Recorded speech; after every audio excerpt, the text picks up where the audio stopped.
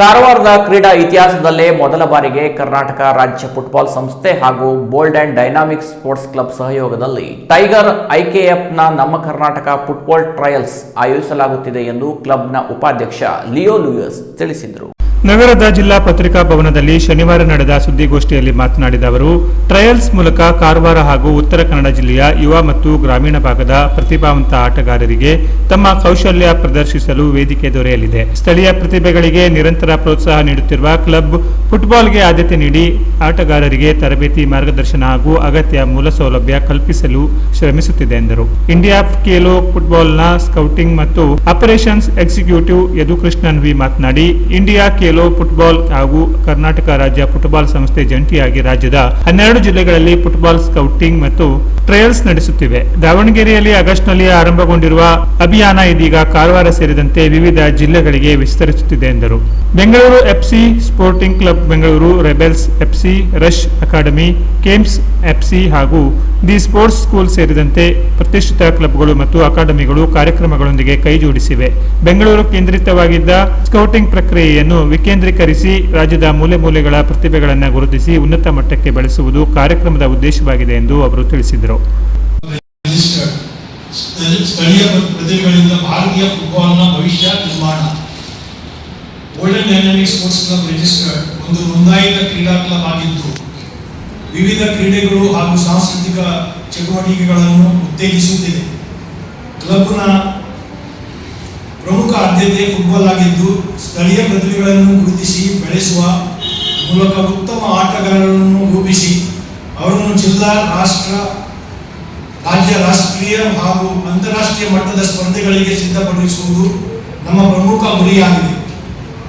ಮುಂದಿನ ದಿನಗಳಲ್ಲಿ ನಮ್ಮ ಹಿರಿಯ ತಂಡವು ಇಂಡಿಯನ್ ಲೀಗ್ ಮತ್ತು ಇಂಡಿಯನ್ ಸೂಪರ್ ಲೀಗ್ ನಂತಹ ಭಾರತದ ಪ್ರತಿಷ್ಠಿತ ವೃತ್ತಿಪರ ಲೀಗ್ಗಳಲ್ಲಿ ಆಡುವಂತಾಗಬೇಕು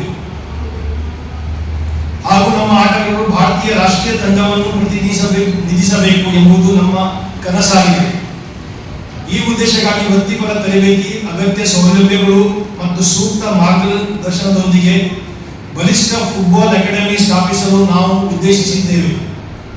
ಗ್ರಾಮೀಣ ಹಾಗೂ ಸ್ಥಳೀಯ ಪ್ರದೇಶಗಳ ಯುವ ಪ್ರತಿಭೆಗಳನ್ನು ಗುರುತಿಸಲು ಪಂದ್ಯಾವಳಿಗಳು, ಸ್ಕೌಟಿಂಗ್ ಕ್ಯಾಂಪ್ಗಳು ಮತ್ತು ತರಬೇತಿ ಕಾರ್ಯಕ್ರಮಗಳನ್ನು ಆಯೋಜಿಸಲಾಗುವುದು.